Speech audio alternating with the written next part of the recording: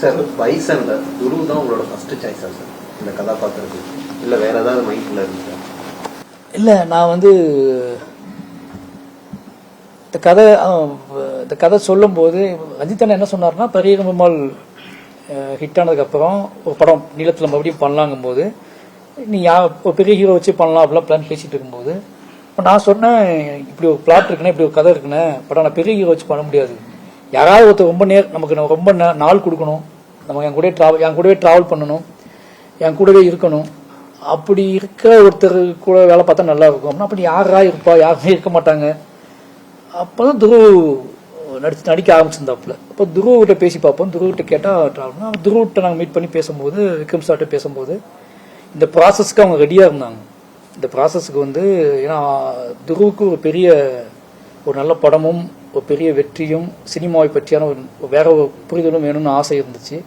நான் முதல்ல விக்ரம் சார்ட்டையும் துருவட்டையும் சொன்னது ஒரே விஷயம்தான், இந்த படம் எனக்கே ஒரு பெரிய டஃப்பான படம், எனக்கே பெரிய நானே உழைப்பை கொட்ட வேண்டிய படம். அப்போ நானே ஒரு டைரக்டராக நானே ரொம்ப உழைப்பை கொட்டணும் அப்படின்னா ஒரு ஹீரோ கூட வர ஹீரோ மிகப்பெரிய உழைப்பை கொட்டணும். நேரங்கள் ரொம்ப ஆகும், நாட்கள் ரொம்ப ஆகும், மன உளைச்சல் கூட வரலாம் இடையில.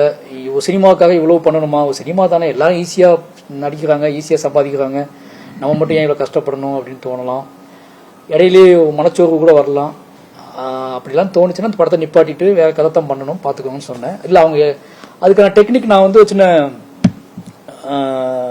டெஸ்ட் மாதிரிலாம் வச்சேன். ஏன்னா நான் மாமன்னன் போயிட்டு வந்தேன். அப்போ அவருக்கு நான் ட்ரைனிங்லாம் கொடுத்துருந்தேன். அப்போ திருப்பி வரும்போது அதே கான்ஃபிடென்ட்ல இருக்கா, அப்படி வேற படம் பண்ணலான்னு ஆசை வந்துச்சான்னு பார்த்தேன். அவங்க அதே கான்ஃபிடென்ட்ல இருந்தாரு. திருப்பி நான் வாழை போயிட்டு வந்தேன், அப்பவும் அதே கான்ஃபிடென்ட்ல இருந்தாங்க.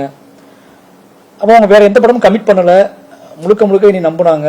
அப்போ எனக்கு அதுவே பெரிய நம்பிக்கையாக இருந்துச்சு. அப்போ ஃபுல் ட்ரைனிங் ஸ்டார்ட் பண்ணோம். 6 மாதம் திருநெல்வேலியில் ஃபுல் ஃபோர்ஸ்டாக ஆரம்பித்தோம். அந்த ட்ரைனிங்லையும் ஏகப்பட்ட அடிபட்டுச்சு.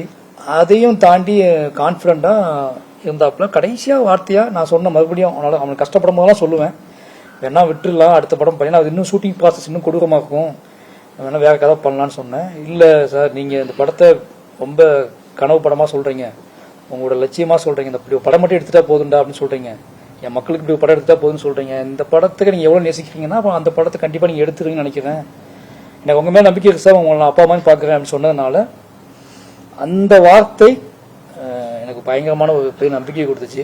அப்போ 2 பேரும் சேர்ந்து ஒரு கடினமான உழைப்பை போட்டு நிச்சயமாக 2 பேரும் போட்டி போட்டு உழைச்சிருக்கோம். எனக்கு இந்த படத்தோட வெற்றிங்கிறத விட துருவ் போட்ட உழைப்புக்கு இந்த படத்தில் போய் அங்கீகாரம் கிடைச்சா, இந்த படம் மக்களால் ஏற்றுக்கொள்ளப்பட்டால் ரொம்ப சந்தோஷப்படுவேன்.